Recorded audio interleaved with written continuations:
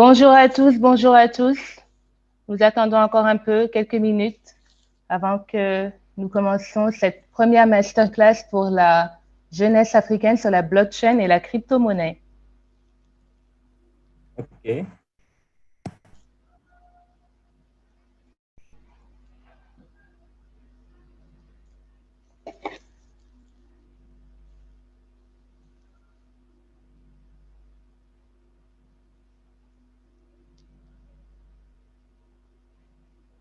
Parfait.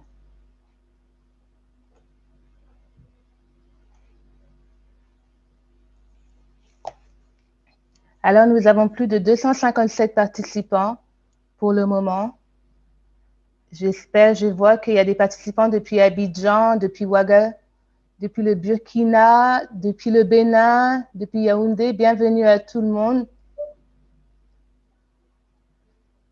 Bienvenue à tous. Nous allons commencer dans 5 minutes. Le Togo, le Sénégal, Abidjan. Ah, quelqu'un depuis New York. La Côte d'Ivoire, ben c'est vraiment là l'Afrique qui est représentée. Depuis Bafoussam, le Mali, Abidjan.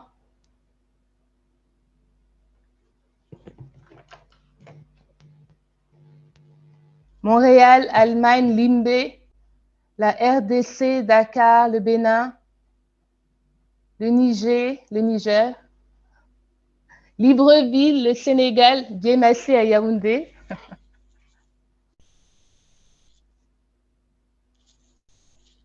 OK, depuis la France également.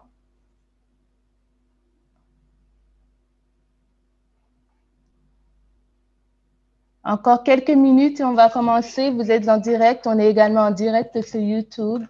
Encore quelques minutes. Je vois le Burkina encore qui vient d'arriver. Casablanca depuis le Maroc. L'Allemagne, bienvenue.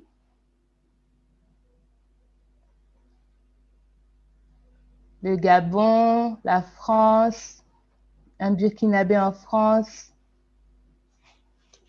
Alors, nous avons avec nous deux interlocuteurs de grande envergure. Cédric Moudlé Taksoum, qui est donc le manager des opérations de la Blockchain Association of Cameroon, et puis Baba Carlo, qui est le fondateur du Lab Dakar Blockchain. Alors, je vais commencer par Babacar. Est-ce que tu peux nous donner une petite introduction, s'il te plaît? Bonjour tout le monde, je suis Baba Carlo, expert en software engineering et je suis le fondateur de Dakar Blockchain Lab au Sénégal. Donc, je suis un de la blockchain et tout ce que... Babacar, ça coupe un peu ta connexion, malheureusement. Aïe, aïe, aïe. autour des crypto-monnaies et je fais pas...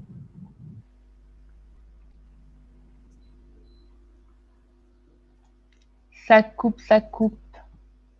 ça coupe. Oui, ta connexion coupe un peu. Donnez-moi juste une minute. C'est bon comme ça? Ah, pas Alors, trop. Alors, en attendant, on va passer à Cédric, en attendant que tu essaies de voir un peu ce qu'il y a sur ta connexion. Cédric, tu peux nous faire une petite introduction, s'il te plaît? Bonsoir, bonsoir l'Afrique, bonsoir la France, bonsoir les États-Unis, bonsoir le monde. Initialement prévu pour l'Afrique francophone, je suis tellement content de voir que c'est tous les Africains de par le monde entier qui sont connectés. Bon, moi, c'est Cédric Moutsi Tachoum, je suis directeur des opérations pour le compte de la Blockchain Association of Cameroon. Déjà à la base, je suis d'abord un passionné de technologie, donc avec un parcours conçu sur les systèmes d'information et les réseaux informatiques. Je me suis retrouvé en 2018 sur la blockchain, notamment avec la communauté IP dont je suis le garant au Cameroun. Et plus tard, j'ai continué avec la Government Blockchain Association, qui est une organisation internationale de blockchain, dont le but est comment est-ce que je dis, de faire connaître la technologie blockchain et ce qu'elle peut apporter pour les pays africains et comment est-ce qu'elle peut résorber le problème de gouvernance, de sécurité et de transparence que nous avons dans plusieurs pays africains. Donc, c'est un plaisir pour moi d'être invité comme panéliste pour ce masterclass et j'espère qu'ensemble, on va pouvoir partager toutes nos connaissances et qu'il y aura beaucoup de questions. Donc, rassurez-vous, c'est interactif. Donc, sentez-vous libre de poser des questions. Merci. Merci Cédric pour cette introduction. Babacar, j'espère que ta connexion va mieux. J'ai vu un commentaire en fait tout à l'heure. OK. Alors, on attend. Oui, là, ça va beaucoup mieux. On t'attend pour ton introduction, Babacar. Alors, là, vous me recevez bien? Oui, on t'entend très bien. C'est bon. Alors. On t'entend bien, Babacar. Tu peux y aller. Voilà, Babacar Lo depuis Dakar. Bon, je suis à la base expert en software engineering. Je suis un passionné de la blockchain et tout ce qui tourne autour des crypto-monnaies. Je passe beaucoup de temps dessus. Je suis le fondateur de Dakar, la blockchain, et je suis tout le temps dans la formation, dans le partage de connaissances, dans la vulgarisation de ces technologies-là au Sénégal et à Dakar particulièrement. J'espère qu'on va passer du bon temps et que ça va bien se passer pour tout le monde. Merci, Babacar. Alors, moi, je suis Karine Dikambi, la chargée de l'Afrique francophone. Je suis camerounaise, je suis à Yaoundé en ce moment où je réside et je suis très, très, très contente en fait de représenter Binance pour cette toute première masterclass sur la blockchain et la crypto-monnaie. On en entend beaucoup parler dans les news, aux infos, un peu partout et on entend également beaucoup de négatifs. Donc, il y a beaucoup de choses qui sont dites et qui ne sont pas forcément correctes. Binance a misé sur l'Afrique francophone, la jeunesse africaine, pour passer un peu plus de temps, pour expliquer ce qu'est la blockchain, pour expliquer ce qu'est la crypto-monnaie. Donc, avec cette première masterclass qui va être la toute première, on va en faire une tous les mois avec des intervenants différents à chaque fois. C'est vraiment une classe d'introduction. Donc, peut-être pour ceux qui ont énormément d'expérience dans la blockchain et dans la crypto-monnaie, peut-être qu'il y a beaucoup de choses que vous connaissez déjà, mais le but pour cette toute première, c'est pour la personne novice qui ne connaît rien à la blockchain, à la crypto-monnaie, d'apprendre les bases. On veut vraiment que la personne apprenne les bases. On a deux intervenants super qui peuvent vraiment vous expliquer la blockchain et la crypto-monnaie dans des termes très simples, très simplifiés et également comprendre l'environnement. Le but aujourd'hui, c'est on entend parler de ça partout. Il y a des scams à gauche, à droite, et c'est que la personne qui va décider aujourd'hui d'acheter son premier Bitcoin ou sa première crypto ne tombe pas victime de ces scams. Alors, on a un gros agenda aujourd'hui, bien chargé. On a 90 minutes, donc vous aurez la présentation disponible. Notez bien le lien qui est ici en haut à droite. Vous aurez la présentation qui vous sera disponible. Vous pourrez la télécharger et la regarder après la présentation. Aujourd'hui, on va parler un peu du contexte, du contexte de comment le Bitcoin est né et qu'est-ce qu'est la blockchain. Donc, Babacar et Cédric vont vous expliquer dans des grandes lignes et un peu en détail ce qu'est le Bitcoin, ce qu'est la blockchain et le contexte dans lequel il est né, dans le contexte dans lequel la technologie est née. Ensuite, beaucoup d'entre vous viennent parce qu'ils veulent savoir comment je fais pour acheter du Bitcoin, comment je fais pour acheter d'autres coins ou d'autres tokens. Donc, on va leur montrer comment faire ça également. Et pour un côté un peu plus advanced, un niveau un peu plus avancé, on va vous montrer comment on peut trader les cryptos sur la bourse d'échange qu'on appelle spot. Pour ceux qui sont nouveaux, ça peut paraître compliqué, mais avec beaucoup d'exercices, avec beaucoup d'écoute et surtout beaucoup de lecture et de renseignements, vous pourrez arriver très, très facilement après plusieurs jours. Et l'avant-dernier point qu'on va aborder, c'est comment on peut sécuriser ces cryptos. Quand on achète de la crypto, il est très, très important qu'on ne soit pas victime d'arnaque, qu'on ne soit pas victime de hold-up. C'est ce qu'on entend aux infos. Telle et telle personne, on a entendu récemment 2 frères sud-africains qui sont partis avec l'argent qui avait été déposé sur leur échange. Ben là, justement, on va vous montrer comment on fait pour sécuriser ces cryptos. Et pour les personnes toutes novices, on va vous donner quelques termes importants qu'il faut connaître pour la crypto. Quand on entre dans le monde de la crypto, c'est un autre monde, un monde nouveau. C'est comme si on apprend à parler une autre langue. Donc, on veut vraiment que vous preniez le temps d'écouter, poser vos questions et ça va être assez interactif. Alors, on commence. Babacar, à toi. Alors, c'est bon, vous me recevez bien? Oui, on te reçoit bien. Voilà, merci Karine. Bonjour tout le monde. Bon, juste pour commencer, posons-nous une petite question. Qu'est-ce qui donne sa valeur à l'argent? Juste une réponse. La valeur de l'argent repose exclusivement sur la confiance communautaire. Comme vous le savez tous, nous faisons confiance au système monétaire, aux banques centrales. Nous faisons confiance au gouvernement aussi. Nous avons accepté que ces billets de banque et monnaie que nous utilisons représentent une valeur. Nous leur avons reconnu cette valeur-là sur la base de la confiance. Tout d'abord, comme vous le savez tous, les transactions ont toujours été là avec nous. On n'a jamais eu de société sans transaction. En premier lieu, tout au début, nous avions des systèmes de transactions basés sur le troc, par exemple, l'échange de produits.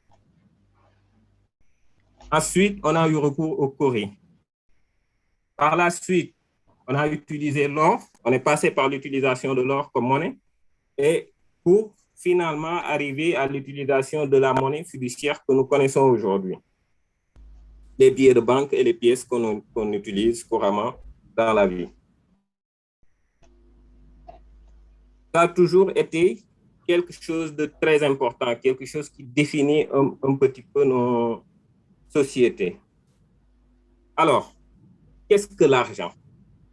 C'est la vraie question à se poser. L'argent, en réalité, c'est juste un véhicule de transport de valeur et un système de stockage de valeur en réalité. Tout comme on utilise des conteneurs pour transporter des marchandises ou des entrepôts pour stocker ces marchandises-là, on utilise par la même manière l'argent pour stocker de la valeur et transférer de la valeur.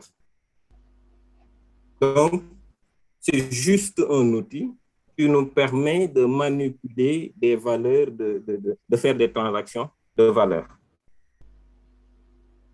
Alors, comprenez à partir de là que tout objet peut être utilisé comme de l'argent, du moment que nous croyons à sa valeur.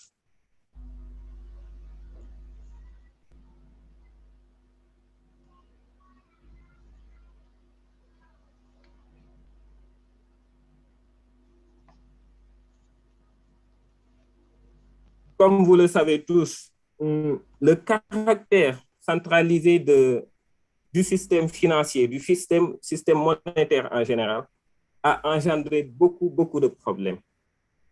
Ça a causé des crises graves dans le monde et dans l'économie en général. La crise financière de 2008 était la crise de trop. C'était une crise de la confiance. En réaction à cette crise, un individu, sous le pseudonyme de Satoshi Nakamoto, publie un document décrivant une alternative au système monétaire pour le forum des cypherpunks. Les cypherpunks, c'est une communauté de défense des opinions libertaires, de la vie privée, pour qui la vie privée est le pouvoir de se révéler sélectivement au monde et que la vie privée dans une société ouverte, nécessite des transactions anonymes. C'est la naissance de la crypto-monnaie. Un nouveau type de monnaie d'une nouvelle génération est né, c'est la crypto-monnaie dont nous parlons. La crypto-monnaie est une monnaie entièrement numérique et sans forme physique, qui est sécurisée par l'informatique, la cryptographie et l'économie. Elle utilise l'informatique pour l'efficacité, la cryptographie pour la sécurité et l'économie pour l'alignement des incitations. C'est une forme de monnaie indestructible qu'on ne peut pas dupliquer, qui fonctionne à travers un réseau pair à pair et qui n'a pas de frontières. C'est une monnaie globale.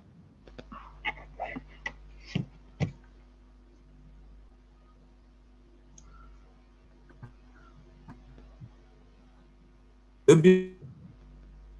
Bitcoin, c'est la première, voilà, on peut passer. Le Bitcoin, c'est la première crypto-monnaie qui est née avec cette publication-là. C'est un ensemble, pour parler de Bitcoin, on peut dire simplement que c'est un ensemble de technologies, de procédés techniques qui posent les bases d'un écosystème de monnaie numérique d'une nouvelle génération.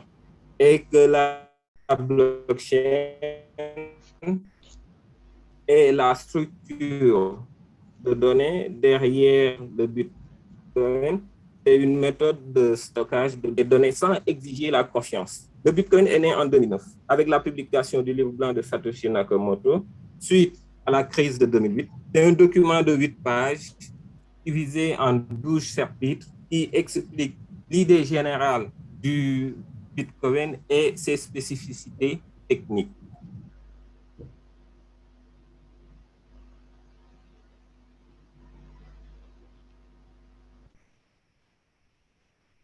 Alors, posons-nous la question aussi, comment fonctionne le Bitcoin? Le Bitcoin, c'est la première monnaie décentralisée, anonyme, humiliable et mondiale.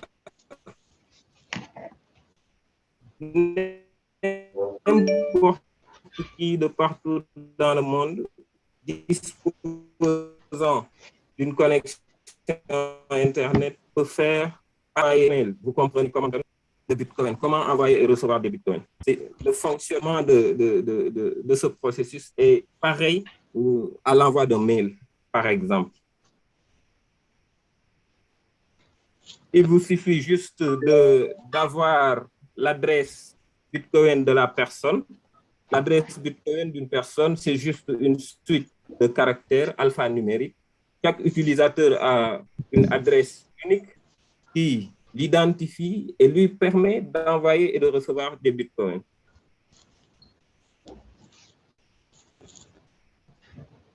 Passez. Voilà.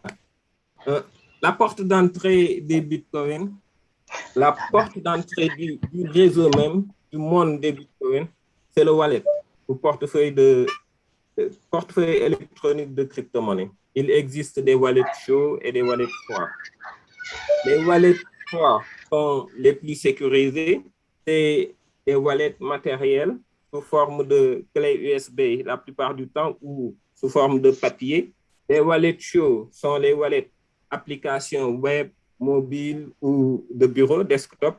Bon, la plupart des crypto-monnaies ont des wallets officiels ou des wallets tiers approuvés par la communauté.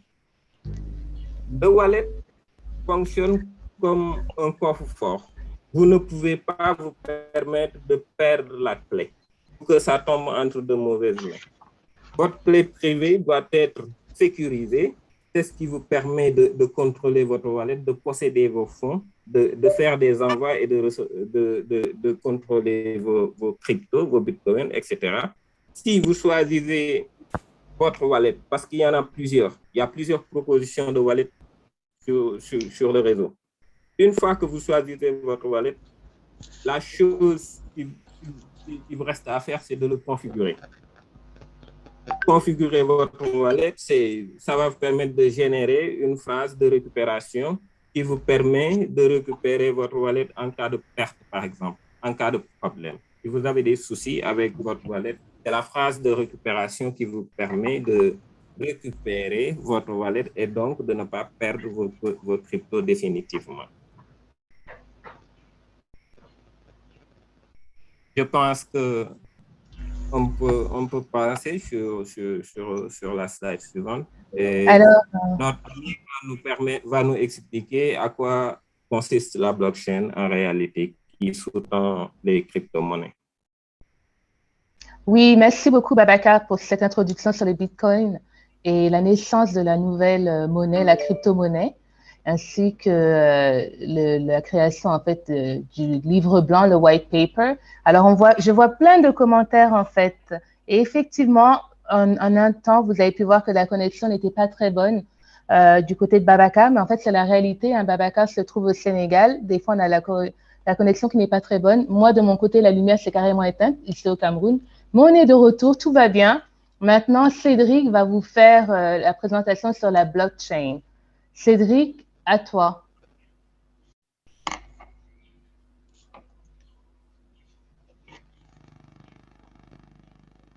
Cédric, tu es en mute. Oui, bon, oui, désolé. Oui. Déjà, beaucoup de questions, beaucoup de commentaires. Je vais embrayer déjà sur ce que Babacar a dit en ce qui concerne la crypto-monnaie. Il faut comprendre qu'il y a beaucoup d'aspects sur la crypto-monnaie qui sont jusqu'aujourd'hui encore méconnus. Et pourquoi je le dis? Je le dis simplement parce que la plupart du temps, pour les expériences que j'ai menées, beaucoup de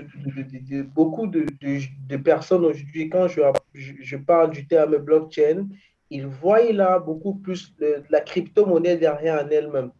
Ils n'ont pas tort. Pourquoi? Parce que la crypto-monnaie en elle-même, la crypto-monnaie en elle-même est en fait le socle d'où est partie la blockchain.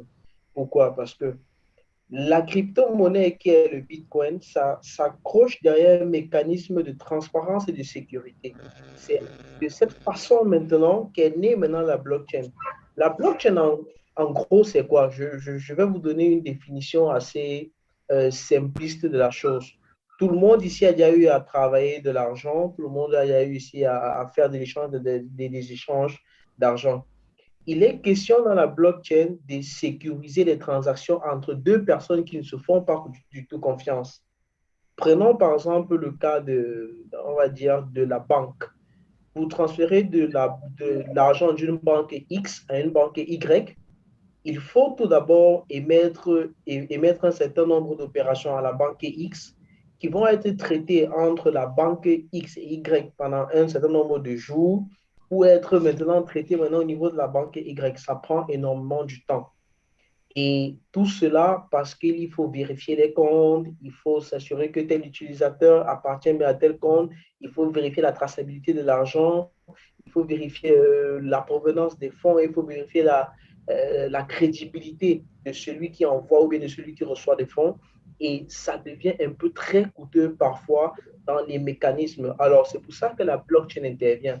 Si vous regardez bien sur la la slide actuellement, on vous dit la technologie blockchain est un grand livre de compte transparent, distribué et accessible uniquement par appendice grâce à une variété de mécanismes de consensus. Il y a trois mots à l'intérieur que moi je retiens. Le grand livre de compte transparent, c'est-à-dire que tout le monde a une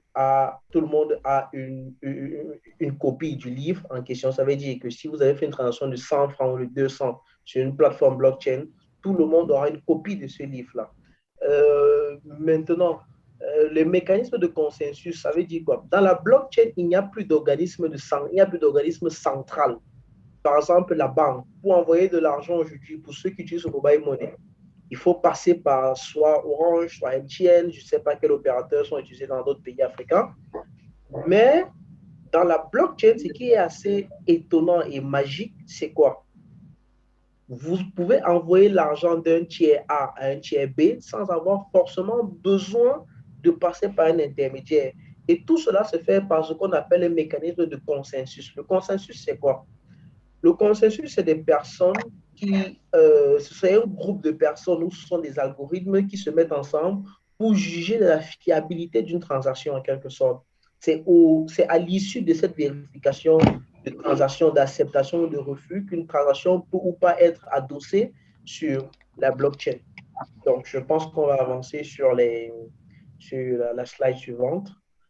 Et on va aller sur la slide suivante qui concerne exactement, oui, la blockchain en fait. Donc, là, sur cette plateforme, sur cette slide en quelque sorte, vous voyez, c'est plusieurs blocs qui sont liés en quelque sorte. Il y a ce qu'on appelle le Genesis block dans le jargon blockchain, c'est-à-dire le départ de toute opération blockchain. Pourquoi? Parce que pour parler de blockchain, en français, on dit chaîne de blocs. Pourquoi est-ce qu'on dit chaîne de blocs? On dit chaîne de blocs pour la simple et pure raison que chaque bloc qui est nouvellement ajouté est la, est la version, comment est-ce que je veux dire, en fait la version, le module de sécurité, elle est une sécurité en plus du bloc précédent. Je vais prendre un truc simple. A envoie de l'argent à B et qui est envoyé sur une transaction, du moins dans la prochaine plateforme, on le verra, ça sera expliqué. Donc, chaque bloc, en quelque sorte, qui est géré sur la plateforme contient le hachage cryptographique qui est un peu comme l'étiquette cryptographique, cryptographique, autant pour moi, du bloc précédent. Il y a maintenant l'heure de la transaction, il y a les données de la transaction maintenant. C'est pour faire en sorte que c'est pour assurer un minimum de sécurité, tel en sorte que vous n'ayez pas la possibilité que personne sur la blockchain ne peut modifier maintenant ne peut modifier maintenant comment est-ce qu'il faut, il peut modifier maintenant les blocs indépendamment les uns des autres. Maintenant, vous allez remarquer le schéma qui est là à côté. Il y a il y a en fait plusieurs modes, deux types de blockchain. Il y a les blockchains distribuées où, en fait, si un maillon n'est pas là, le système continue toujours à fonctionner. Même chose pour la blockchain décentralisée. Ce que vous entendez aujourd'hui parler de DeFi, Decentralized Finance, c'est un peu le mot qui est utilisé aujourd'hui. C'est l'une des technologies blockchain qui est le plus utilisée par les banques aujourd'hui. Je pense, si ma mémoire est bonne, que JP Morgan utilise le même système. Et vous avez les blockchains centralisées. Les blockchains centralisées, la plupart du temps, ce sont des blockchains qui fonctionnent, comment est-ce que je veux dire, qui sont des blockchains privés en quelque sorte. Les blockchains privés, ce sont des blockchains où il y a des administrateurs derrière. C'est un peu comme des systèmes d'information qu'on a dans les entreprises aujourd'hui. Mais ça, c'est de la blockchain pour la transparence et la sécurité. Donc, c'est un peu ça. Alors là, Oh, pardon, je pensais que tu avais fini. Vas-y, non, vas-y. je voulais dire, on a quelques questions, en fait. Donc, il y a des personnes qui ont levé la main. Donc, je vais vous poser quelques questions. Babacar aussi, n'hésite pas à intervenir. Alors là, on a quelques questions. Alors, il y a quelqu'un qui nous demande comment il peut obtenir le livre blanc, le white paper de Bitcoin. Donc, je vous lance la question et je vous laisse répondre. Oh, le white paper du Bitcoin est disponible en ligne. Il suffit de taper sur Google White Paper Bitcoin Satoshi Nakamoto et c'est disponible. C'est disponible même en français et il suffit juste d'aller sur Google ou d'aller directement sur le forum des Cypherpunk où ça a été publié. C'est disponible aussi sur le site de bitcoin.org. Vous trouverez le white paper là-bas. Voilà, alors pour ceux qui n'ont pas entendu, c'est disponible sur Google, aussi sur bitcoin.org et vous pouvez taper le livre blanc du Bitcoin. C'est un papier de 8 pages qui va vous expliquer un peu l'idée de départ. Alors, il y a une autre question où on demande en quoi la crypto-monnaie est différente de l'argent. Oui, là, je vais répondre à cette question. En quoi la crypto-monnaie est différente de l'argent? La crypto-monnaie n'obéit à aucune loi financière que nous connaissons. Pourquoi? Parce qu'en économie, on dit on ne crée pas la monnaie ex nihilo. Ça veut dire on ne crée pas la monnaie de rien. Or, la monnaie numérique a été créée par des algorithmes en quelque sorte. Ça n'obéit à aucune loi. Il faut, parce qu'il faut savoir que pour faire de la transaction transfrontalière, il faut obéir aux règles de la finance internationale et il faut obéir aux règles de l'économie internationale. Par exemple, vous ne pouvez pas envoyer de l'argent du Cameroun pour la Côte d'Ivoire sans des frais, sans des lois qui sont basées derrière. Ça, c'est la monnaie traditionnelle.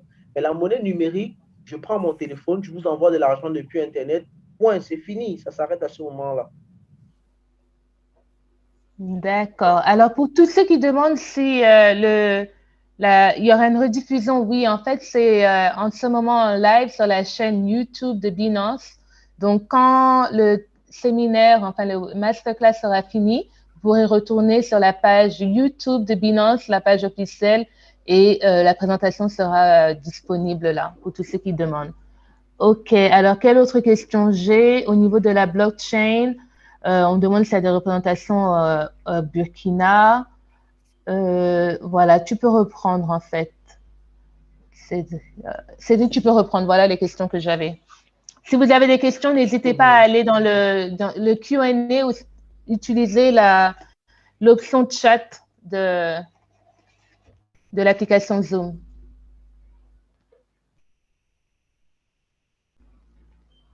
Ok, d'accord. Je pense qu'on on a abordé un certain nombre de choses aujourd'hui. Oui. Donc, la spécialité de la blockchain, c'est quelque chose qui m'a toujours passionné. Vous savez, quand on est un pays africain aujourd'hui et qu'on a souvent des problèmes de falsification de transactions, scamming, de certaines personnes qui ont un certain nombre de problèmes aujourd'hui, euh, il faut comprendre que ce n'est pas souvent difficile, c'est difficile de vérifier. Pourquoi? Quand vous allez à la banque, ça je réponds directement à la question de Nikes, quand vous allez à la banque pour faire des réclamations, il y a des paperasses qu'il faut remplir. Aujourd'hui, le conseil, il faut voir la blockchain du contexte africain. Il faut savoir que la blockchain vient résoudre le problème de temps et d'énergie que nous n'avons pas en Afrique. Nous avons un réel problème en Afrique, c'est que nous manquons de temps et d'infrastructures beaucoup plus. Ce qui fait en sorte qu'on dépense beaucoup en énergie, en ressources humaines et en ressources matérielles. Donc, la blockchain est un type spécial de registre, c'est-à-dire tout le monde peut vérifier la donnée, mais tout le monde ne peut pas modifier. Ça veut dire quoi? Ça veut dire qu'il y a des plateformes, Madame Nikes, il y a des plateformes de blockchain qui vous donnent la possibilité d'explorer en quelque sorte. Je vais mettre un lien à disposition de tout le monde pour que vous puissiez un peu comprendre un peu comment ça se passe. Donc, il y a des liens il y a des plateformes blockchain qui vous permettent de vérifier en quelque sorte quel est le type de bloc qui est utilisé, quels sont les types de blocs qui transitent sur le réseau, quelles sont les la cryptographie qui est derrière. Vous allez voir un certain nombre de clés. C'est des clés randomisées en quelque sorte, si je peux parler comme ça, avec des chiffres et des lettres mélangées. Donc, c'est quelque chose qui contient en fait l'historique. Ça veut dire quoi? Ça veut dire que même si vous vous déconnectez à l'heure H, vous revenez 100 ans après l'heure H, vous allez toujours revoir la même donnée qui est là, qui n'a pas changé. C'est un peu ça. Maintenant, la gestion maintenant se fait maintenant de pair à pair. Oui, la blockchain utilise un protocole P2P, ça veut dire de personne à personne.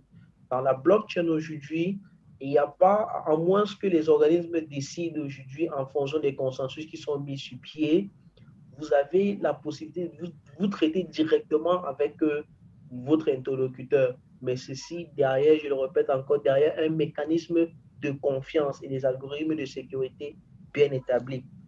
Une fois que ces données sont enregistrées, vous ne pouvez pas les modifier, vous ne pouvez pas les supprimer. En fait, ils sont inaltérables. Ça veut dire quoi? Chaque action dans la blockchain constitue un bloc. Si vous voulez ajouter une donnée, c'est un bloc que vous créez. Si vous voulez modifier une donnée, c'est un bloc que vous créez. Si vous voulez même supprimer la même donnée, c'est un nouveau bloc que vous avez créé. Ça permet de faire ce qu'on appelle de la transparence au niveau de toutes les plateformes. Alors, Cédric, on a une question assez importante ici. Comment vous pensez que la technologie de la blockchain peut contribuer à l'émergence de l'Afrique? Oui, justement, ça c'est une très belle question. C'est une très bonne question, l'émergence de l'Afrique. Aujourd'hui, l'Afrique a des problèmes, l'Afrique a des problèmes assez majeurs. Quant à ce qui concerne, pour moi, je vois les problèmes de l'Afrique beaucoup plus sur la logistique, disons la supply chain, la gestion de sa monnaie en quelque sorte, parce que c'est l'un des sujets les plus courus actuellement depuis la fin de l'année 2020. La blockchain peut résoudre les problèmes majeurs de l'Afrique en ce sens où elle apporte le socle et l'interopérabilité complète en matière de transformation digitale. Prenons par exemple une situation comme le Covid. Avant le Covid, beaucoup de nos entreprises ne pensaient pas un jour qu'elles devaient avoir recours à un certain nombre d'outils numériques aujourd'hui tels que Zoom, tels que Microsoft Teams, pour ne citer que cela, centre de publicité bien entendu. Mais aujourd'hui, avec le Covid, il y a plusieurs personnes qui sont rentrées, qui ont revu maintenant les socles de la technologie et qui ont compris que la technologie pourrait faire pour la blockchain. Donc, la blockchain pourrait résoudre deux problèmes, deux enjeux majeurs des domaines les plus clés en Afrique. Il y a la transparence, il y a la sécurité et il y a, comment est-ce que je dis, il y a la fiabilité des données. Pourquoi? Aujourd'hui, on va prendre un secteur comme la douane, qui est un secteur assez explicite. La douane aujourd'hui, par exemple, je vais prendre la douane au Cameroun. J'espère que je ne vais pas, j'espère que sans trop de publicité, on ne va pas on va pas rentrer dans les détails. Mais la douane au Cameroun aujourd'hui est conçue de telle en sorte que parfois ça coûte des yeux de la tête de revenir, d'acheter un matériel et le faire passer par la douane parce qu'on se voit obligé de payer le double du prix de l'équipement qu'on a acheté. Donc, parfois, qu'est-ce qu'on fait? C'est quoi? On attend que quelqu'un vienne au pays, on essaye de lui donner un certain nombre de choses. Donc, c'est un peu ça en quelque sorte. C'est un peu ça ce que la blockchain peut résoudre aujourd'hui. La blockchain peut résoudre des problèmes majeurs de sécurité, des problèmes majeurs de AML, anti-money laundering. Il y a beaucoup il y a beaucoup il y a beaucoup de trucs, il y a beaucoup de blanchiment d'argent en quelque sorte. C'est un peu ça qu'il faut régler un peu aujourd'hui. Donc, la technologie blockchain en quelque sorte renforce la confidentialité de vos données parce que la technologie blockchain ne sert pas seulement à faire transiter de l'argent, ça fait transiter aussi des lettres de crédit, ça fait transiter aussi des signatures. Aujourd'hui, on a, dans la majeure partie de nos gouvernements, on a les usurpations d'identité. Les réseaux sociaux aujourd'hui sont devenus un frein pour l'avenir de l'Afrique, l'avenir technologique de l'Afrique. La blockchain aide à résoudre ces problèmes-là en apportant des solutions pas abstraites, mais des solutions plus concrètes dans la gestion de la sécurité et de la transparence. Donc, c'est un peu ça. OK, Cédric, moi je dirais que ça va résoudre beaucoup de problèmes fondamentaux que nous avons en Afrique, tels que la corruption, par exemple, la malgouvernance, parce que, comme vous le savez tous, il y a des secteurs stratégiques tels que l'identité, par exemple, la gestion de l'identité, qui est la base de tout. Tous les jours, dans toutes les activités, dans tous les secteurs de l'économie, on nous demande tout le temps de prouver notre identité. Et c'est des points centraux, cela. L'identité, l'état civil, la gestion des impôts, par exemple, par les gouvernances. Ça résout pas mal de problèmes de confiance et de fiabilité dans le gouvernement même, dans la gouvernance des choses, que ce soit dans l'administration, que ce soit dans les affaires. Il y a énormément de possibilités qu'offre la blockchain. Ça ouvre des perspectives vraiment intéressantes, que ce soit dans l'économie ou dans l'administration des affaires. D'accord.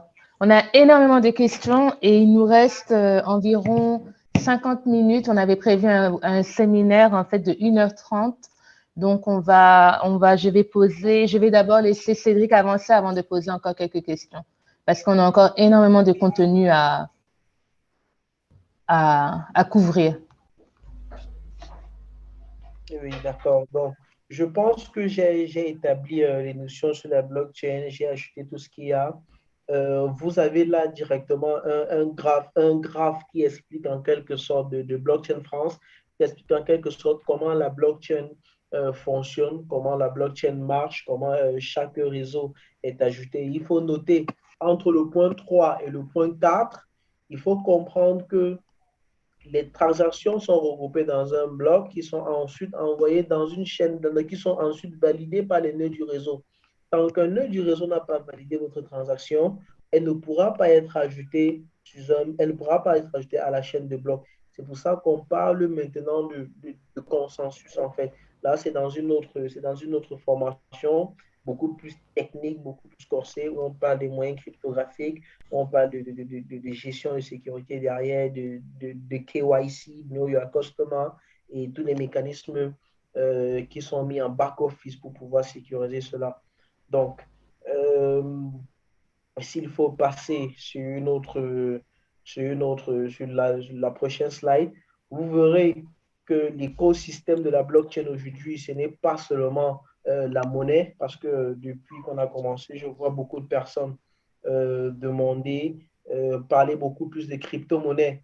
La crypto-monnaie aujourd'hui, ce n'est qu'un aspect, parce que il faut savoir une chose.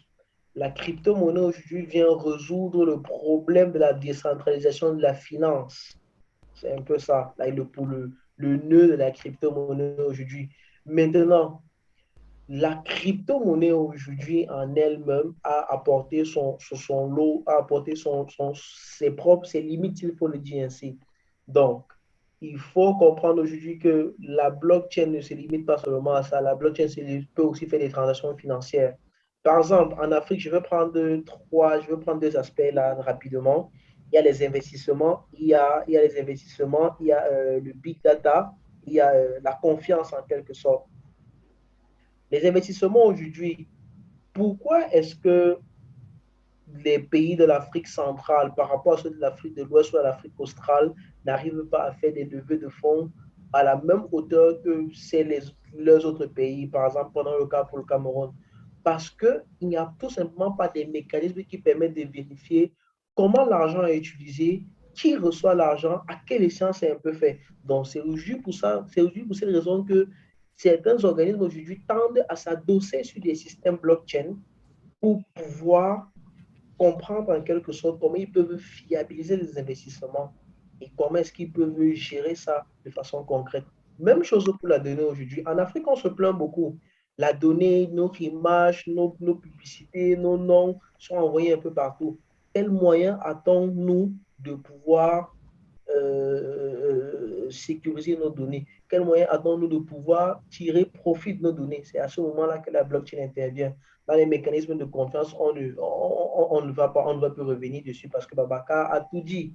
La corruption, comment être sûr que le dossier que vous allez donner ne va pas être traité, comment est-ce qu'il n'y aura pas un certain nombre d'arrêts sur les actions que vous menez dans une société qui se veut vraiment régalienne. Donc c'est un peu ça. Il y a aussi le secteur des mines. Donc, il y a le secteur des mines, des diamants et plus. Donc, je pense qu'on va passer à la plateforme suivante qui sont les types de plateformes de blockchain, les types de blockchain en quelque sorte.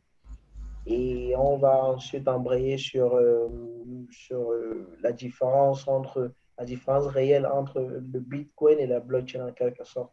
Donc, les types de blockchain.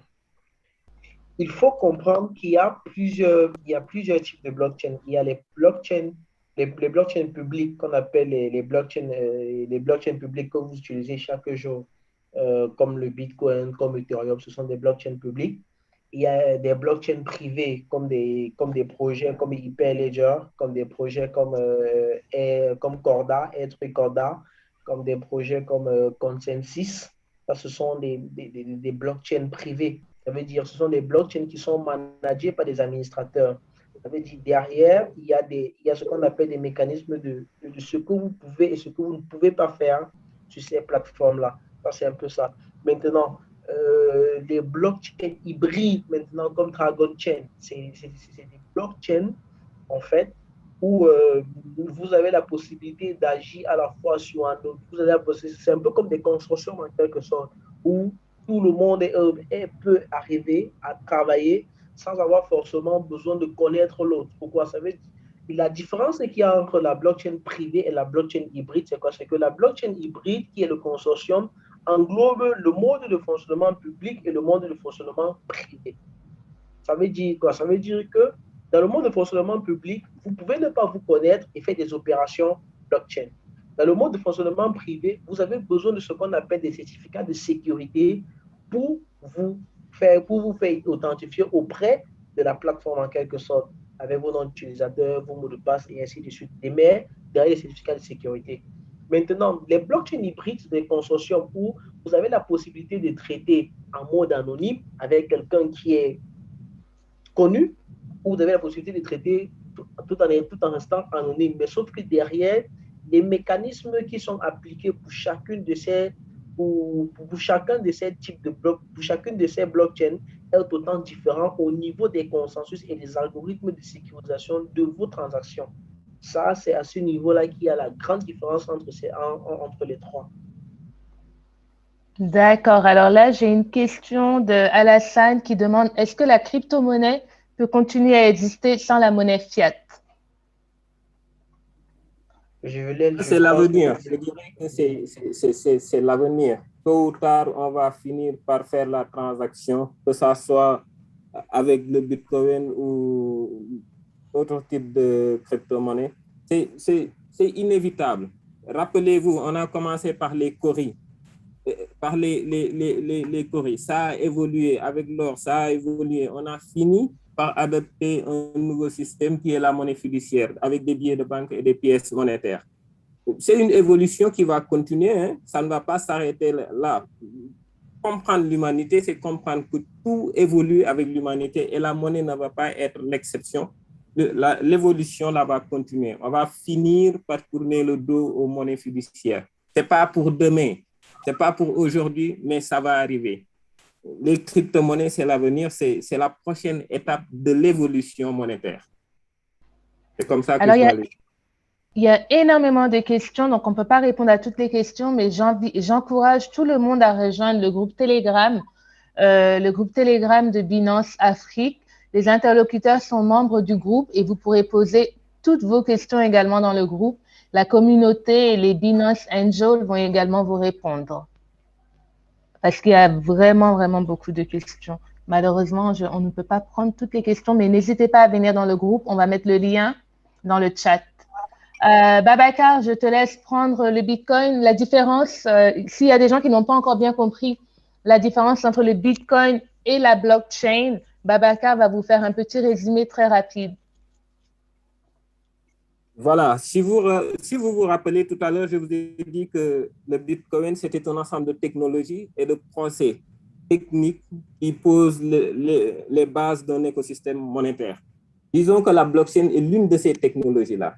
C'est la structure de données qui se trouve derrière le Bitcoin.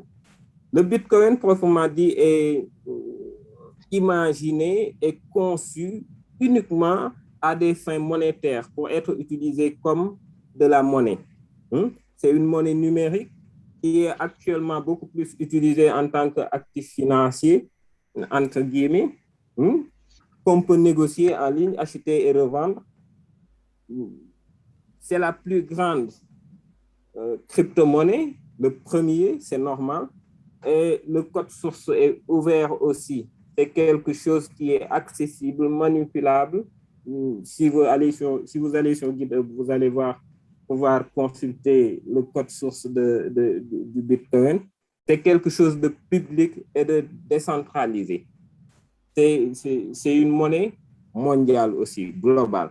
Alors que la blockchain, c'est une technologie. À la différence de l'ensemble des technologies qui constituent le Bitcoin, la blockchain est l'une des technologies constituant du Bitcoin et qui est derrière toute autre crypto-monnaie lancée aujourd'hui ou plus tard ou dans le passé. c'est une base de données distribuée en quelque sorte. C'est un registre distribué sur lequel tout le monde est libre d'écrire quelque chose, mais personne ne peut effacer ce qui est enregistré sur une blockchain. Il faut retenir que... OK. Alors là, ça répond à une question que quelqu'un qui vient d'arriver et demande, n'a pas vraiment compris la différence entre la monnaie fiduciaire et la crypto-monnaie. Je pense que cette slide cette diapo va vraiment clarifier les choses entre la crypto-monnaie et la monnaie fiduciaire. Dans le monde de la crypto, la monnaie fiduciaire, on appelle ça le fiat. Le fiat, en fait, c'est la monnaie papier, le dollar, l'euro, le franc CFA, c'est ce qu'on appelle le fiat dans le monde de la crypto. Effectivement, la monnaie fiduciaire est différente des crypto-monnaies. Qu'est-ce qui fait la différence? La différence, c'est que la monnaie fiat est centralisée, contrôlée par les banques centrales et les gouvernements. C'est une monnaie qui a tendance à ne pas être rare. Il y a souvent des inflations monétaires qui se produisent et l'offre monétaire est illimitée. Les gouvernements ont tendance à balancer comme ils le sentent sur la planche à billets et produire des quantités excessives de billets sans contrôle ou qui que ce soit ait un quelconque pouvoir sur ces abus-là, sur la planche à billets. Alors que les crypto-monnaies sont décentralisées, il n'y a pas de banque centrale qui détient le contrôle, il n'y a pas de gouvernement qui contrôle ou qui a son mot à dire sur comment fonctionnent les crypto-monnaies. C'est des réseaux pair à pair, ouverts à tout le monde, n'importe qui, partout où qu'il soit dans le monde, muni d'une connexion d'un ordinateur ou bien une connexion Internet, peut faire partie de ce réseau, en tant qu'acteur ou contrôleur ou un simple utilisateur. Et l'offre des crypto-monnaies est limitée. Si on prend l'exemple du Bitcoin, l'offre est de 21 millions. Ça ne va pas dépasser ces 21 millions-là et c'est une somme qu'on va atteindre d'ici 2140. Donc, c'est quelque chose de rare. C'est comme l'or qui est en quantité limitée sous la terre. C'est ce qui fait la différence entre les monnaies fiat et les monnaies, crypto-monnaies comme Bitcoin et autres.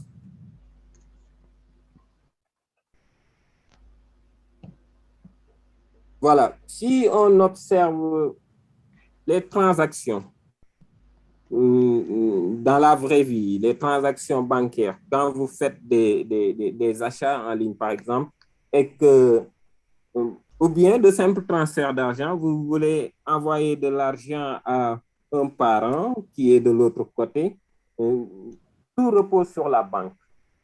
Tout repose sur les systèmes bancaires, les systèmes financiers mondiaux. Si la banque décide de bloquer ce transfert-là, vous ne pouvez rien faire. Tout ce que vous avez à faire, c'est aller faire des réclamations à la banque et c'est à la banque de voir s'ils vont écouter vos réclamations ou pas. C'est la banque qui se charge d'effectuer ces transferts-là. Vous transférez l'argent à votre banque transfère l'argent à la banque de votre parent à qui vous envoyez cet argent-là, et les coûts sont très élevés. Vous le constatez si vous fréquentez les Western Union et autres, les coûts sont très élevés et l'exécution est très lente aussi. Ça prend environ 3 jours et ça, c'est les délais minimaux. Au minimum, ça prend 3 jours. Alors que si on regarde les transactions dans le monde des crypto-monnaies, par exemple, on constate que ces transferts-là s'effectuent directement. Il n'y a pas d'intermédiaire entre vous qui envoyez de l'argent et votre parent qui va en bénéficier. Et c'est quasi instantané. Ces transferts-là ne durent pas des heures. Au maximum, c'est au bout de 90 minutes, moins d'1 heure de temps. Et ces transferts-là sont rapides et les coûts sont insignifiants, au fait. à la place des 7% que vous payez à la banque ou autre type de transfert d'argent, dans le monde des cryptos, dans les transferts blockchain ou particulièrement du Bitcoin, c'est juste quelques minutes, au bout de 30 à 90 minutes, ce transfert est effectif et le bénéficiaire reçoit ses cryptos. Et les taxes sont tellement faibles que c'est à 0,05%. Donc, c'est la différence fondamentale entre ces deux types de transferts-là. Donc, on gagne en gain de temps, on gagne en efficacité aussi. Et c'est plus sécurisé parce qu'il n'y a plus d'intermédiaires bancaires, il n'y a plus de risque de fraude ou de détournement de ces fonds qui sont transférés de bout en bout. D'accord, merci Babacar. Alors, on va prendre quelques minutes pour répondre à plusieurs questions avant de passer à comment acheter du Bitcoin et les autres crypto-monnaies. Alors là, on nous demande pourquoi les politiques africaines tardent à vulgariser cette révolution monétaire qui peut largement aider le continent africain.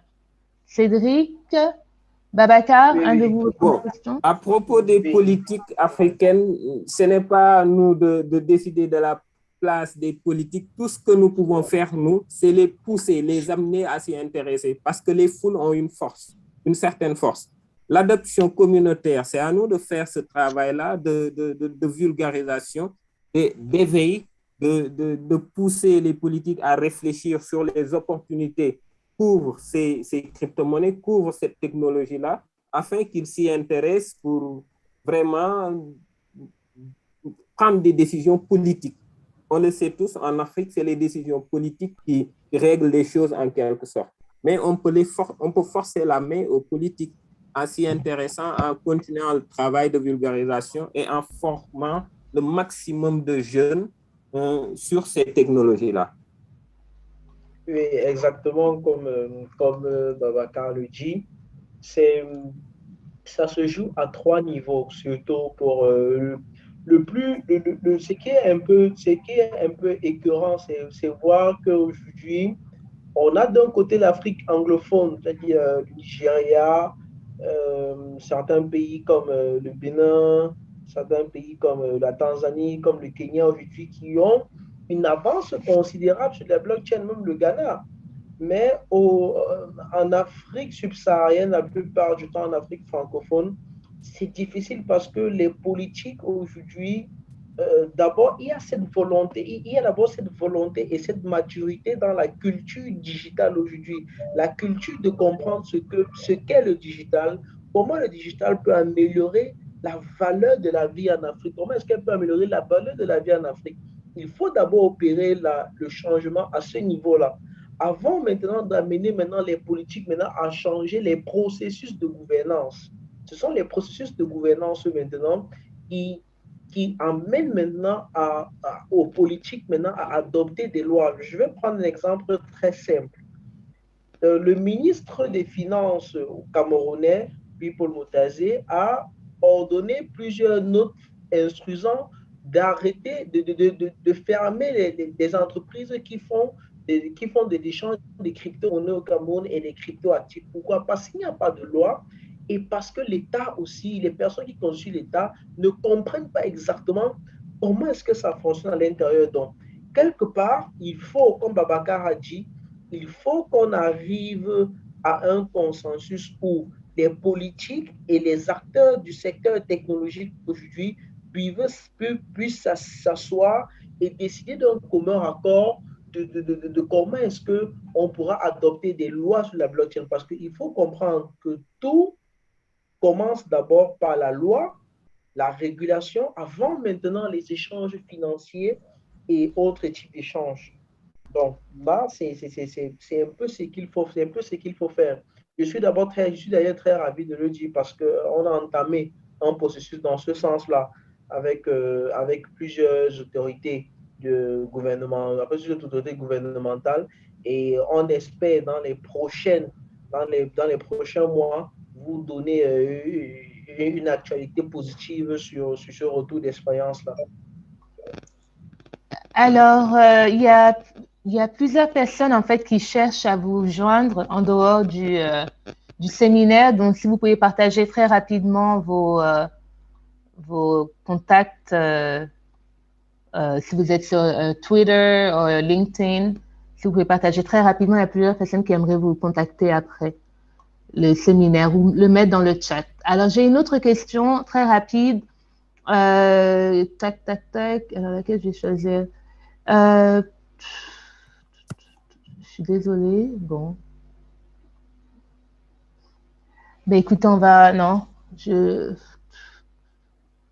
Voilà, en fait, j'ai pas d'autres. Bon, on va... Est-ce que vous avez d'autres points à rajouter, Babacar, Cédric, avant qu'on passe à comment on peut concrètement acheter du Bitcoin et autres crypto-monnaies pour les gens qui sont intéressés à ça, sur le point de vue investisseur? Bon, je pense que c'est la partie qui intéresse plus les gens, hein. C'est comment acquérir des bitcoins et comment faire des interactions avec. Je pense que c'est la partie qui intéresse le plus de gens et qu'on peut passer directement sur ça, quoi. D'accord. Bon, ben merci en fait pour la présentation. Donc, oui, c'est ce qui intéresse beaucoup de gens, comment acheter du Bitcoin et autres crypto-monnaies, mais il était vraiment important pour nous de vous montrer, en fait, de vous faire comprendre la création du Bitcoin, pourquoi le Bitcoin est arrivé à être créé, pourquoi les crypto-monnaies existent. C'est vraiment important, car lorsque vous allez commencer à acheter, à changer votre monnaie fiduciaire qu'on appelle le fiat, pour de la crypto-monnaie, soit pour une raison d'investissement, pour gagner de l'argent ou autre, il faut vraiment comprendre la motivation pour ces monnaies-là. Donc, en fait, comme on a expliqué, le Bitcoin, en fait, a lancé la technologie, la blockchain, en fait, toutes les applications dedans.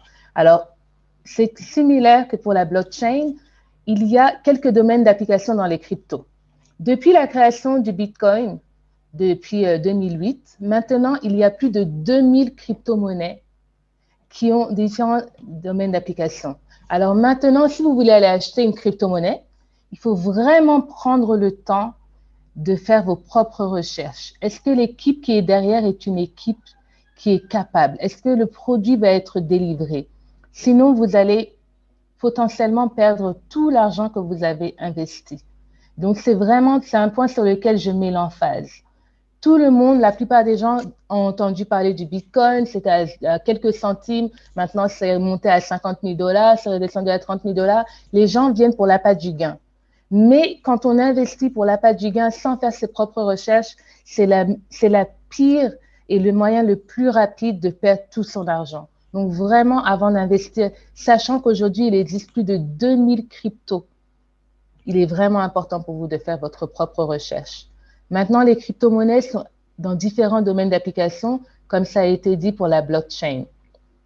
Les moyens de paiement, comme le Bitcoin, comme à un moment donné, on a entendu parler du Ripple et XRP. Il y a des cryptos, en fait, sur les plateformes, les infrastructures qui dealent avec les contrats intelligents. Donc là, c'est un peu plus technique, mais rejoignez le groupe et vous allez en savoir un peu plus. Il y a différentes cryptos qui peuvent être dans la logistique, vraiment tous les domaines d'application auxquels s'applique la blockchain. De manière très pratique, encore une fois, quand on rentre dans le monde de la crypto, il faut s'attendre à apprendre beaucoup de choses. C'est comme si on apprend une nouvelle langue. Alors, quelques astuces pratiques, les premières étapes pour investir dans la crypto, pour ceux qui sont novices, qui n'ont pas encore investi. La première chose, se doter d'un portefeuille. Babacar l'a mentionné, il y a le hard wallet, il y a les soft wallets. On a également le trust wallet sur Binance. La deuxième chose, c'est on dépose de la monnaie fiat. On dépose de l'euro, on achète avec de l'euro, du dollar, du franc CFA. On trouve un moyen, en fait, d'acheter de la crypto. Ou on peut également faire un dépôt de crypto en crypto. La troisième chose, on fait ses propres recherches pour éviter les scams. Une fois qu'on a fait toutes ces étapes, là, on peut acheter la crypto que l'on souhaite et il faut penser à la sécuriser. Alors, sur le moyen et le long terme, il faut également penser à établir une stratégie d'investissement pour voir votre horizon de risque. Est-ce que vous êtes quelqu'un qui veut trader tous les jours, ce qu'on appelle le day trading? Est-ce que vous êtes quelqu'un dans le monde de la crypto, on appelle ça le hodl, ça veut dire hold on for real life, for dear life. C'est-à-dire on investit à un bas prix et on garde la monnaie pendant longtemps en espérant que le prix va monter. Et là, justement, on pourra transformer en monnaie fiduciaire et se faire beaucoup d'argent. Alors, comme je vous ai dit au début de la présentation, je suis Karine Dikambi, camerounaise qui est basée à Yaoundé et je travaille pour Binance. Je représente l'Afrique francophone. Donc, Binance, c'est la plus grande plateforme d'échange de Bitcoin et de crypto-monnaies au monde en volume. Il y a une large gamme de produits financiers. On existe depuis 2017 et on est le leader sur le domaine. Depuis environ, j'ai rejoint Binance il y a un mois, il y a un effort qui est fait pour former la jeunesse africaine. Donc, c'est la première masterclass qu'on va faire, qui est une masterclass d'introduction à la blockchain et au Bitcoin et aux crypto-monnaies. Maintenant, l'écosystème de Binance est vraiment très, très grand. Donc là, ça peut être compliqué pour les gens qui sont nouveaux, mais sachez qu'on peut trader les crypto-monnaies. On peut utiliser ce qu'on appelle le Launchpad, qui est en fait l'endroit où des nouvelles cryptos qui sont lancées sur la blockchain de Binance sont lancées. La blockchain de Binance s'appelle la Binance Smart Chain. Donc, à cet endroit-là, on peut acheter des cryptos à un prix assez raisonnable. On peut hodl et espérer les vendre un peu plus tard. Donc, l'écosystème, je vous le mets là. Nous n'avons pas le temps de le couvrir parce qu'il nous reste que 20 minutes de présentation. Rejoignez le groupe Telegram, Binance underscore, le tiret d'en bas, Afrique. Et là, vous avez une communauté de personnes qui vont répondre à toutes vos questions. Vous en saurez beaucoup plus. Alors, les 3 étapes simples. On a eu pas mal de questions où des gens demandaient comment on fait pour acheter de la crypto, comment on fait pour acheter du Bitcoin. La première étape, on crée son compte sur Binance ou sur un autre échange, mais de préférence Binance parce que je pourrais vous aider. La deuxième étape, on vérifie son compte. Qu'est-ce qu'on appelle vérifier son compte? Son compte, c'est le processus KYC. Donc, on met sa pièce d'identité, enfin, on met ses infos, on met sa pièce d'identité, et c'est comme ça qu'on vérifie son compte. La troisième étape, on choisit son mode d'achat. Donc là, en ce moment, dans l'Afrique francophone, tous les modes d'achat ne sont pas disponibles. La carte bancaire pour certains pays, et en fait, on est en train de travailler avec l'équipe pour faire en sorte que ça soit disponible. Et également, en Afrique francophone, j'ai fait remonter à l'équipe que le paiement par mobile, donc tout ce qui est Orange Money, Move Money, MTN, enfin tous ces fournisseurs de paiement par application mobile, c'est très important pour nous et qu'il faut vraiment qu'il y ait un travail qui soit fait. Donc, l'équipe est en train de se pencher dessus pour pouvoir offrir ça, en fait, à la population de l'Afrique francophone où on est actuellement. On peut également acheter avec ce qu'on appelle le trading P2P. Binance a une plateforme de P2P, donc de pair à pair, où on peut venir échanger. Donc, c'est-à-dire que dans quelques groupes de crypto, je vois souvent quelqu'un dit, je vends du Bitcoin, on se rencontre en personne pour l'échanger. Alors que là, en fait, avec la plateforme, il n'y a pas besoin de se rencontrer en personne. La personne indique, j'ai tel montant de crypto disponible, voilà le mode de paiement que je souhaiterais, transfert, virement bancaire, Orange Money, etc., etc., etc. La personne vient acheter. Et Binance met en escrow, j'ai oublié comment on dit en français, je crois que c'est en escompte l'argent jusqu'à ce que la transaction soit faite.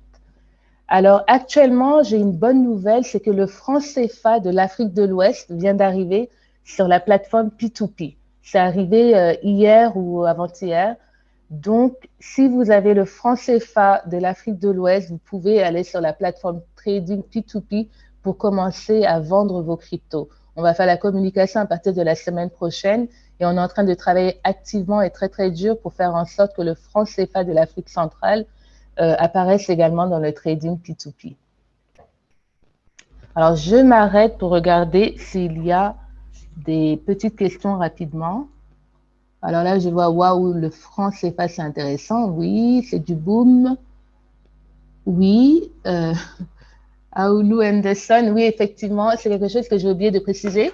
Quand on fait la vérification sur Binance, pour pouvoir accéder au Launchpad, donc qui est l'endroit où on peut accéder au lancement des nouvelles cryptos qui sont ici sur la Binance Smart Chain, il faut avoir une vérification intermédiaire. Dans l'immédiat, pour certains pays en Afrique, le seul niveau de vérification intermédiaire, c'est le passeport. Donc, j'ai fait remonter ça à l'équipe, effectivement, pour dire que tout le monde n'a pas un passeport. Ce serait bien de demander soit la carte d'identité, soit le permis de conduire. Donc, comme je viens d'arriver, donnez-moi un peu de temps pour remonter un peu toutes les infos, mais il y a un travail vraiment derrière qui est fait. L'équipe Binance prend l'Afrique francophone vraiment au sérieux et veut améliorer. Donc, n'hésitez pas à faire remonter votre feedback, vos retours, c'est ce qui ne marche pas.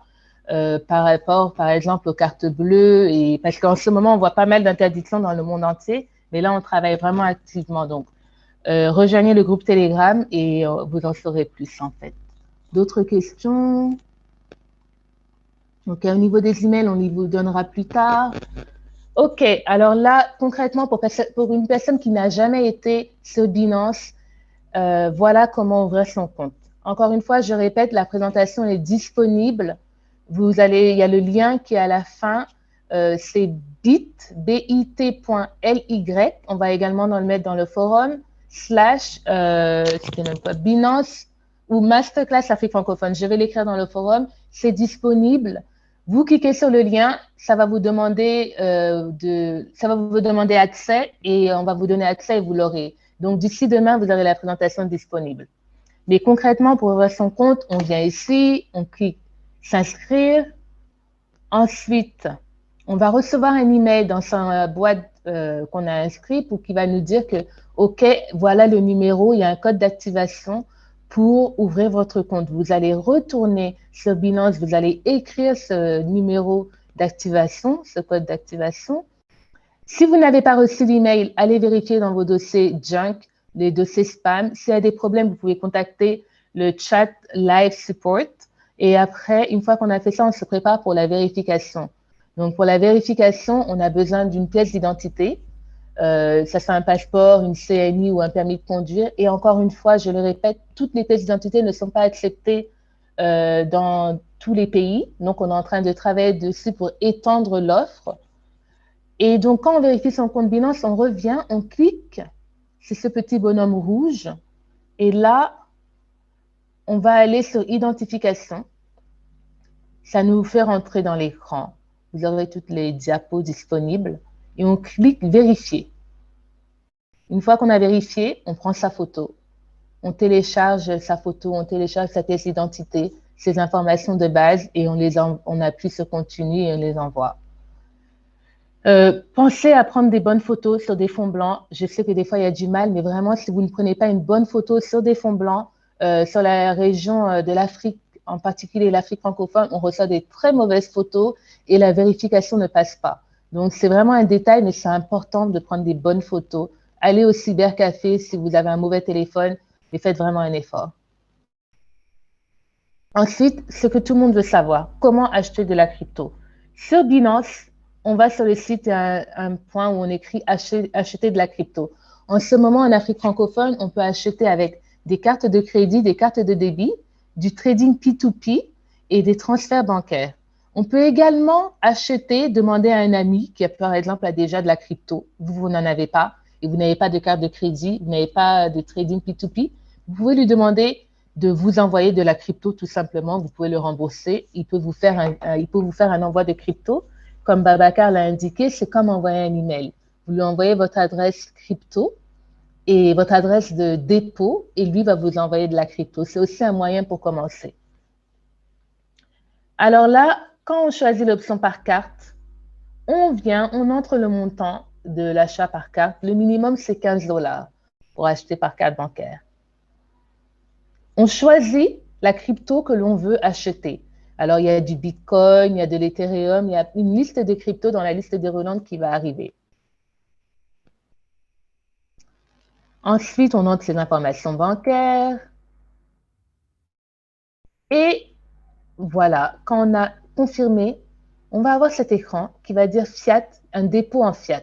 Encore une fois, dépôt en fiat, c'est la monnaie fiduciaire, c'est la monnaie papier. Ça va nous dire, OK, le dépôt, ça va nous informer la devise qui a été déposée dans cet instant. Dans cet exemple ici, c'est du British Pound. Et là, on nous dit que la transaction a été successful, donc a réussi, et ça nous donne la date et le moyen de paiement. Alors, une partie qui est très intéressante pour nous, Africains francophones, c'est le trading P2P. Donc, P2P, comme Babacar l'a annoncé un peu plus tôt, c'est du peer-to-peer. C'est ce qu'on appelle pair à pair, de personne à personne. C'est une place de marché où on peut venir et acheter sa crypto directement auprès d'autres utilisateurs. Alors, on vient, on choisit on choisit la devise. Avant, pour nous, ce n'était pas intéressant parce qu'il n'y avait pas de franc CFA. Comme je viens de l'annoncer, le franc CFA de l'Afrique de l'Ouest, donc XOF, vient d'arriver sur la plateforme P2P depuis 2 jours. Donc, vous pouvez aller sur P2P et offrir, si vous avez déjà de la crypto, vous offrez avec vos propres termes que vous souhaitez par rapport à la vente de votre crypto. Et la personne qui viendra, elle va cliquer XOF, elle va choisir parmi les vendeurs le montant qui l'intéresse et elle va cliquer sur acheter. Là, c'est marqué BNB parce que l'exemple, c'était du BNB, mais elle peut choisir la devise qu'elle veut. Donc, au-dessus, par exemple, en BTC, c'est le Bitcoin. Si la personne va acheter, elle cliquerait là. Si elle veut acheter de l'Ethereum, elle cliquerait là. Donc, vraiment, il y a un choix. Allez sur la plateforme P2P.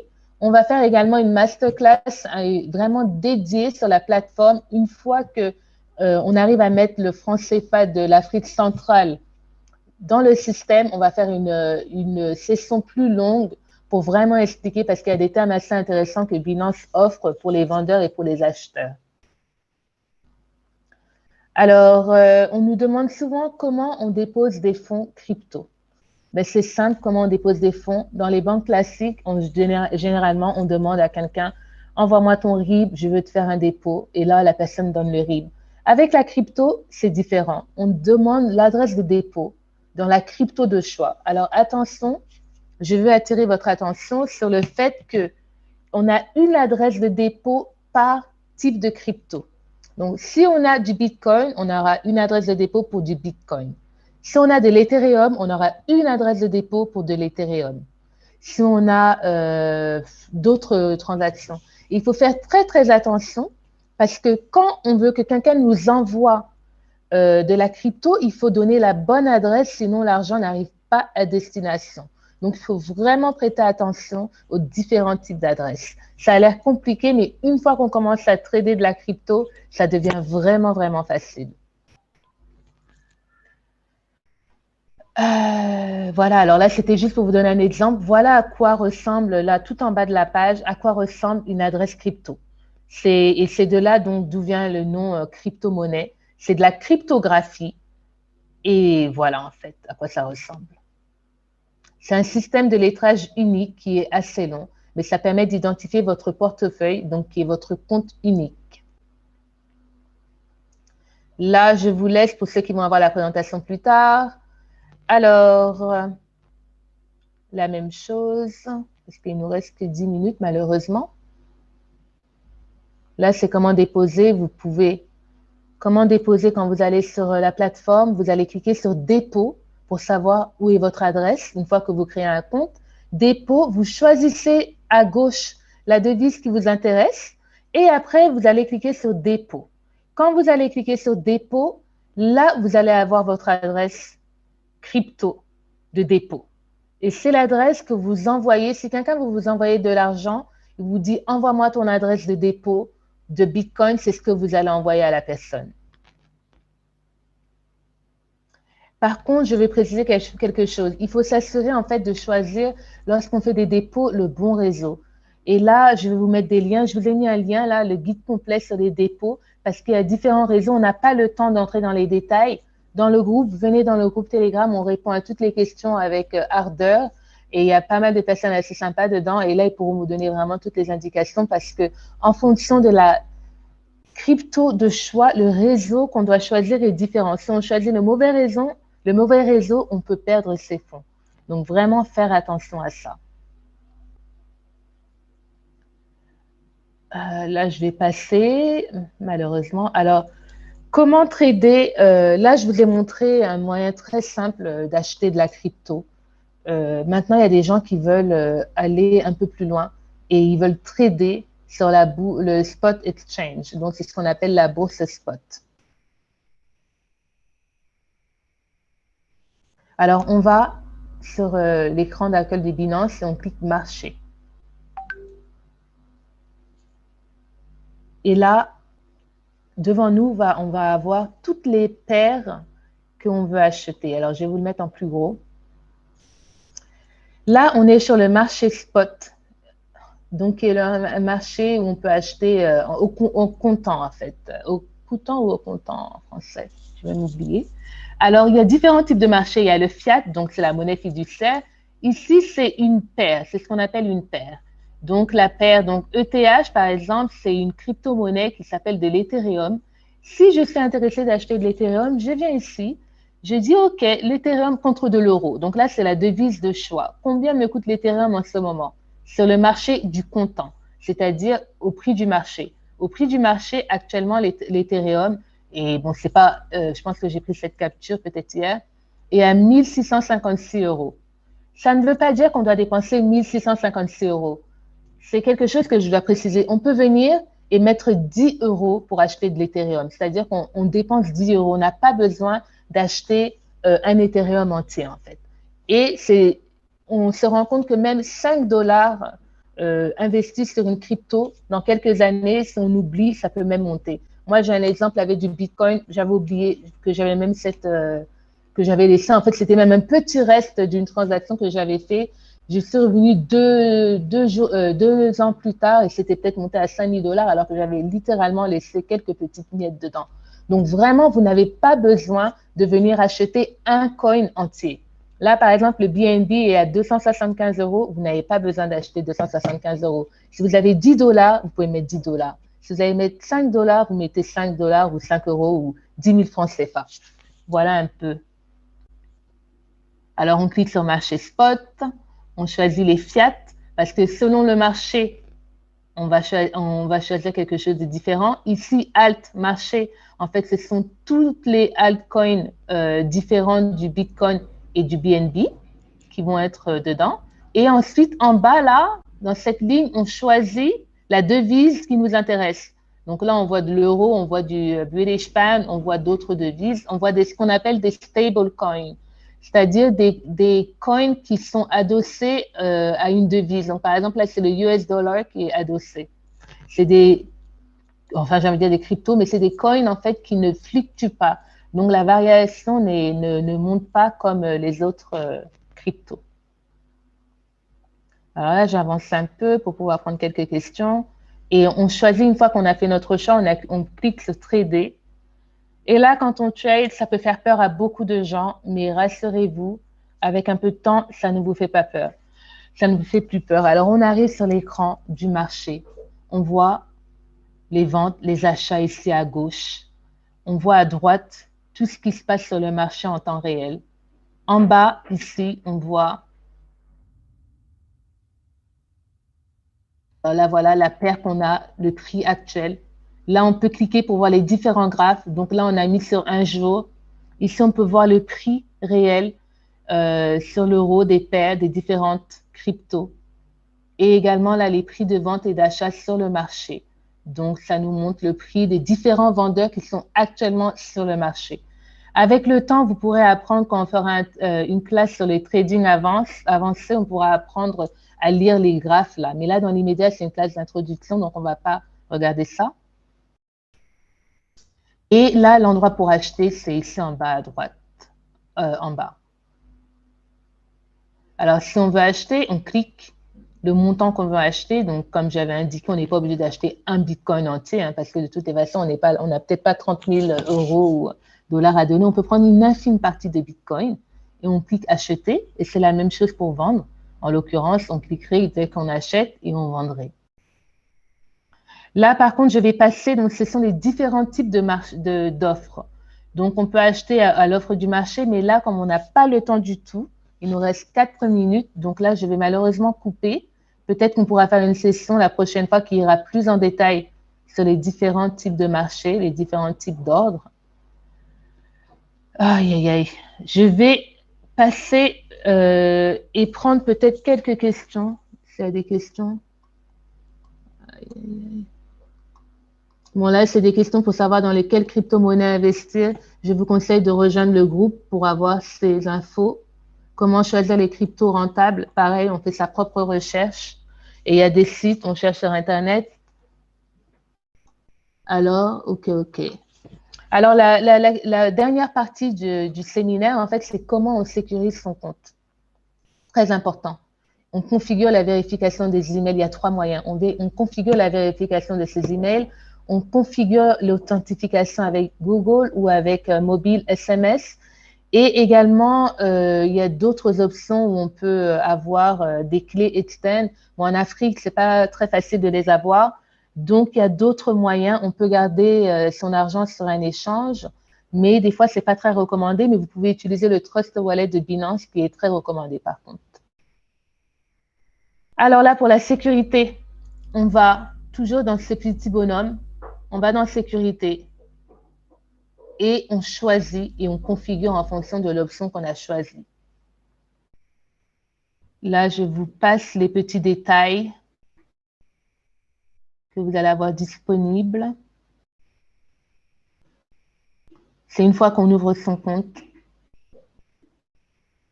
Et pour arriver, pour les novices, pour les nouveaux, à un peu de vocabulaire de crypto. Alors, c'est important, comme je disais, quand vous entrez dans le monde de la crypto, c'est tout un nouveau langage que vous apprenez. Des fois, vous allez avoir l'impression de ne rien comprendre dans les forums. N'hésitez pas à poser la question.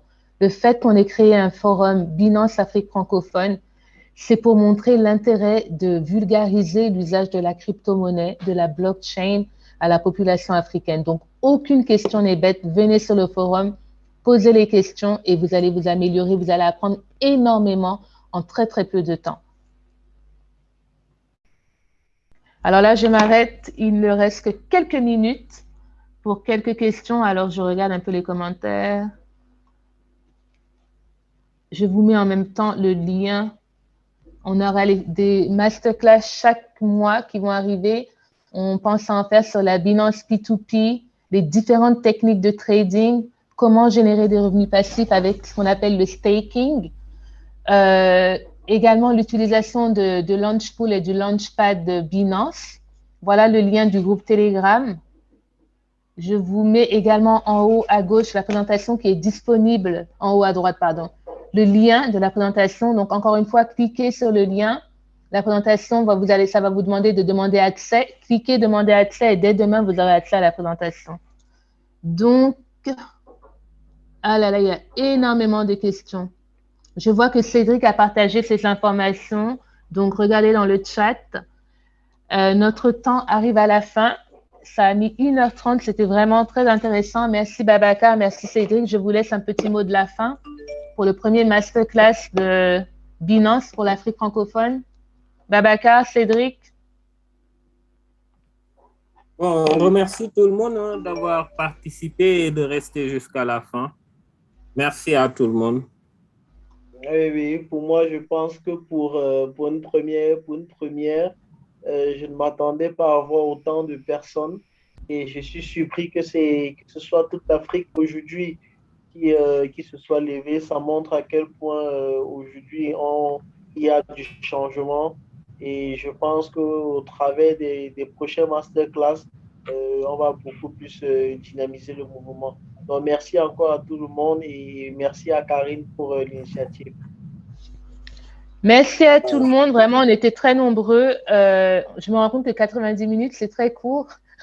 Mais finalement, c'est très, très court. Il y a énormément de questions. Donc, j'encourage tout le monde à rejoindre le groupe Telegram. Et si vous avez des questions, vous pouvez me contacter. Je suis dans le groupe Telegram. J'interagis assez facilement, assez fréquemment d'ailleurs. Donc, n'hésitez pas à nous rejoindre et à poser toutes les questions. Merci encore. C'était une première pour l'Afrique francophone. Voilà.